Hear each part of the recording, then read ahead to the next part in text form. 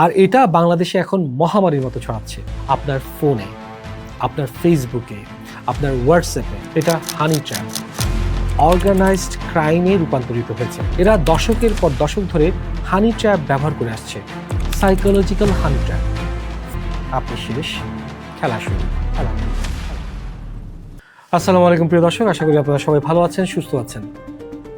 ধরুন রাত 11টা, আপনার ফোনে একটা নোটিফিকেশন এলো, একটা সুন্দরী মেয়ে আপনাকে ফ্রেন্ড রিকোয়েস্ট পাঠিয়েছে।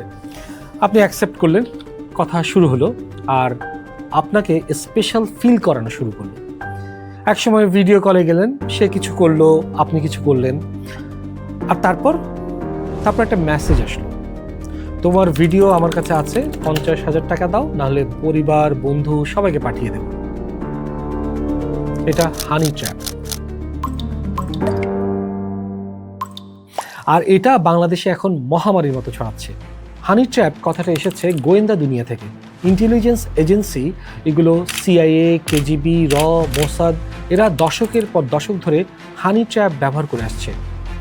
টার্গেটকে একজন আকর্ষণীয় মানুষের কাছে পাঠাও, তার থেকে গোপন তথ্য নাও, আবার তাকে কম্প্রোমাইজ করো। এটাই হানি ট্র্যাপ। কিন্তু আজকের দুনিয়ায় হানি ট্র্যাপ শুধু স্পাইদের জিনিস না, এটা এখন একটা অর্গানাইজড ক্রাইমে রূপান্তরিত হয়েছে।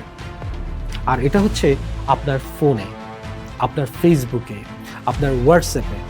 সিস্টেমটা কিভাবে কাজ করে চলুন দেখা যাক।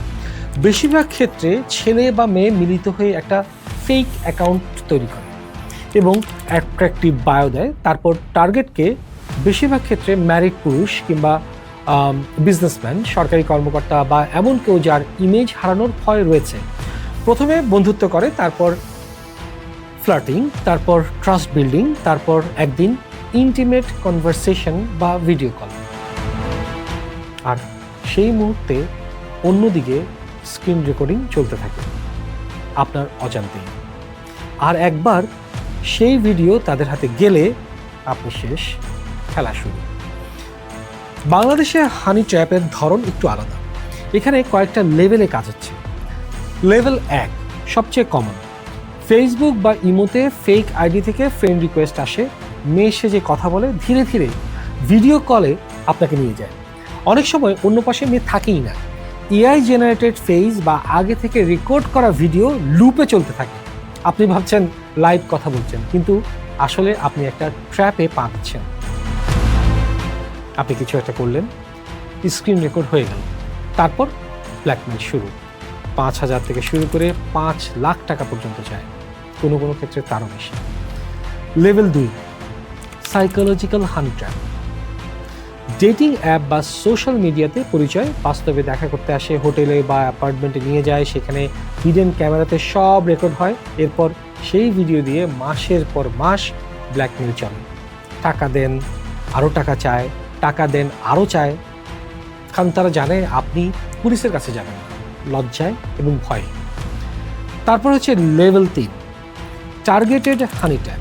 মানে এটা হচ্ছে সবচেয়ে ভয়ঙ্কর। এখানে স্পেসিফিক মানুষকে টার্গেট করা হয়, পলিটিশিয়ান, বিজনেসম্যান, প্রতিপক্ষ। উদ্দেশ্য শুধু টাকা না, পাওয়ার, ইনফ্লুয়েন্স, রিভেঞ্জ। কাউকে নির্বাচন থেকে সরাতে, কারো বিজনেস ডিল ভাঙতে, কারো পরিবার ধ্বংস করতে। আর জানেন সবচেয়ে ভয়ের কথা কি?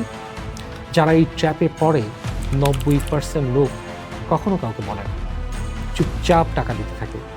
সেটাই এই চক্রটা চায়। অনেকে ভাবে ওর্স্ট কেস সিনারিও কি হবে, কিছু টাকা দিলেই তো মিটে যাবে। কিন্তু ভুল। প্রথমত টাকা দিলেই শেষ হয় না, শুরু হয়। একবার আপনি টাকা দিলেন, ওরা বুঝে গেল আপনি ভয় পান, তাই আবার চাইবে, আরও বেশি চাইবে। এটা একটা নেভার এন্ডিং সাইকেল। এমন মানুষ আছে যারা 1 বছর ধরে ব্ল্যাকমেলের শিকার, লাখ লাখ টাকা দিয়েছেন, তারপরে ছাড়েননি। দ্বিতীয়ত মানসিক ধ্বংস। ভুক্তভোগী ঘুমোতে পারে না, কাজে মন বসাতে পারে না, সারাক্ষণ ভয়ে থাকে আজকে কি ছড়িয়ে দেবে।